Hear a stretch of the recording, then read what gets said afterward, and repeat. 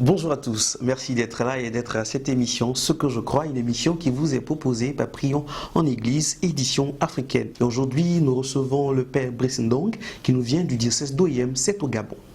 Bonjour Révérend Père. Bonjour Serge. Merci d'être sur notre plateau. Très honoré. Pour vous aujourd'hui, nous avons une question assez existentielle. Au vu des drames qui se déroulent un peu partout dans le monde, Dieu dort-il? Merci Serge pour cette question, comme tu l'as dit, qui est aussi pertinente, actuelle que classique aussi. Dieu dort-il au vu des drames qu'on observe dans le monde? De manière simpliste et de manière amassée, on va dire Dieu ne dort pas, il est incapable de dormir, parce qu'il est Dieu, il est incapable de dormir et on s'appuie sur la parole de Dieu qui doit rester au cœur de tout croyant, au cœur de tout chrétien. Et cette parole de Dieu, au psaume 121, nous le signifie clairement. Dieu ne peut pas dormir, il veille, il garde toujours son peuple. Et il joue sa partition, comme on le dirait. Mais alors, on se rendra finalement compte, en poussant la réflexion, que si la question de la dormition de Dieu n'est en réalité pas en réalité un procès sur Dieu, mais sur l'homme qui refuse de jouer sa partition par rapport à la responsabilité qu'il a dans le monde. Et il le refuse au moment où il se déconnecte de Dieu. Et cette déconnexion-là vient lorsqu'on met en mal les vertus théologales, la foi, l'espérance et la charité. Donc, ce qui dort, ce n'est pas Dieu, mais c'est la foi en l'homme, l'espérance en l'homme et l'amour en l'homme. D'accord. Alors, comment peut-on donc expliquer que certaines personnes qui, elles aussi, se mettent donc au service de Dieu, à le prier, à le louer, sont aussi victimes de tout ce qui peut arriver? Prenons l'exemple d'un enfant qui est frappé par une inondation et qui meurt sur place, lui qui est innocent. Comment peut-on dire que Dieu ne dort pas s'il laisse même les innocents périr? Oui, à ce niveau-là, il faut, je crois, ce que je crois, c'est qu'il faut, lorsqu'on parle de Dieu, se mettre à peu près au niveau de Dieu. Dieu, il est tout-puissant, il est patient. Alors, ce qui peut paraître une catastrophe pour nous ne l'est pas en réalité. N'oublions pas que nous sommes des voyageurs sur terre. Nous sommes de passage. Et si Dieu autorise ou laisse passer une certaine mort, à ce moment-là, il faut pouvoir plonger dans la foi et se dire que cette vie-là, elle dure combien d'années au maximum? Or, on a la vie éternelle après. Mais en même temps aussi, on comprend qu'il y a une certaine angoisse existentielle devant la question du mal, devant la question de la souffrance. Et là, il faudrait savoir que toute souffrance n'est pas mauvaise. La souffrance n'est pas forcément le mal. Le mal, c'est autre chose. Et Dieu a horreur du mal. Mais la souffrance, comme l'a dit notre bien-aimé pape Jean-Paul II, le saint pape, la souffrance, elle a une dimension salvifique. Il a écrit une très belle lettre.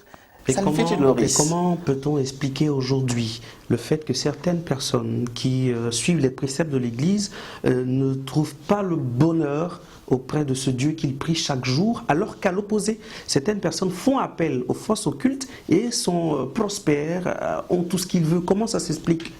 Oui, la question du bonheur ici, il faut bien situer la notion du bonheur. Hein. Est-ce qu'on va situer le bonheur dans l'être ou on situe le bonheur dans le paraître? Dans le monde actuel aujourd'hui, le bonheur est peut-être mesuré par le matériel, par tout ce qu'on peut avoir. Alors que le chrétien, lui qui croit et qui a la foi, comment peut-il comprendre que celui-là même qui se met au service de Dieu en suivant ses préceptes, aujourd'hui n'a pas sa part de récompense? Justement, et c'est à ce niveau-là où les chrétiens, certains chrétiens, ne comprennent pas la quintessence même de leur engagement vis-à-vis de Dieu. Parfois, on considère Dieu comme un distributeur automatique. Je viens, je fais une prière, il doit me donner ceci, je vais à l'église. Mais de l'autre côté, c'est ce qui se passe un peu.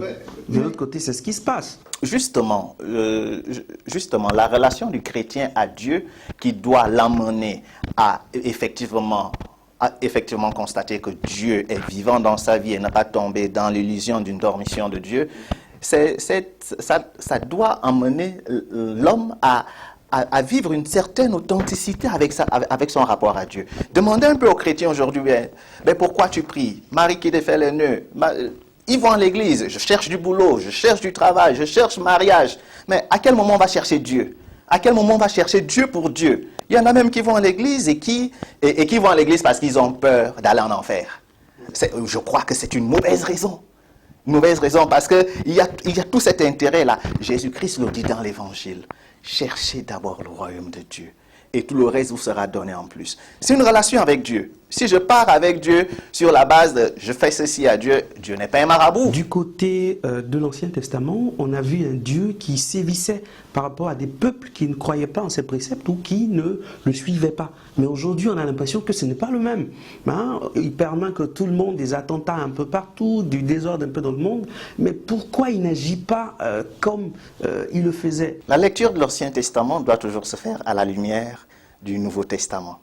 Et lorsqu'on lit quelque chose dans l'Ancien Testament, il faudrait pouvoir faire un travail exégétique et comprendre que le Nouveau Testament n'est pas un livre d'histoire qui raconte textuellement tout ce qui s'est passé. Donc, il faut faire cette étude-là pour dépouiller de ce Nouveau Testament-là toutes les contingences historiques, sociopolitiques, et comprendre que la colère de Dieu dans l'Ancien Testament n'est qu'un avertissement. Dieu nous met dans une condition et il se rend compte que dans ces conditions-là, il nous donne tout ce qu'il nous faut pour notre bonheur qui dépend de ce que nous sommes et pas de ce que nous avons. Il nous met dans ces conditions-là et parfois on s'éloigne de ces conditions-là. Et Dieu se met en colère et la colère de Dieu à ce niveau-là n'est pas un péché. N'est pas un péché parce que c'est en fait une déception. Pourquoi il n'agit pas alors? Justement, il est toujours en train d'agir. Dieu est toujours en train d'agir. La question qu'on devrait se poser, mais pourquoi l'homme ne répond pas à cette action de Dieu-là? Un proverbe africain nous dit, là où il y a l'amour, il ne fait jamais nuit. Mais est-ce que nous aimons vraiment Dieu pour ce qu'il est, pas pour ce qu'il peut nous donner? Donc, vous êtes en train de me dire, révérend Père, que Dieu ne dort pas et qu'il est conscient de tout ce qui se passe dans ce monde. Alors, les innocents qui périssent, les personnes qui recherchent et qui suivent Dieu dans toute leur âme, leur foi, et qui n'arrivent pas à atteindre et à recevoir ce retour-là, et comment ils doivent percevoir un peu ce rapport qu'ils ont avec Dieu? Ils doivent purifier leur rapport déjà avec Dieu. Il faudrait que le chrétien se pose la question, se demande, pourquoi est-ce que je m'engage avec le Seigneur? Pas seulement comment. Parce que le comment, je vais à la messe, je suis engagé à ceci, je sais. Pourquoi est-ce que je suis engagé avec Dieu? Et à ce moment-là, on revient à la question des fondements, du pourquoi. Et on sera amené à faire une certaine catéchèse, à vivre une certaine catéchèse et à revoir les motivations de mon engagement vis-à-vis de Dieu. Et savoir au niveau de la souffrance que lorsqu'on est engagé avec Dieu, la meilleure aide que Dieu nous apporte, ce n'est pas nous enlever toutes les souffrances et les difficultés qu'on rencontre.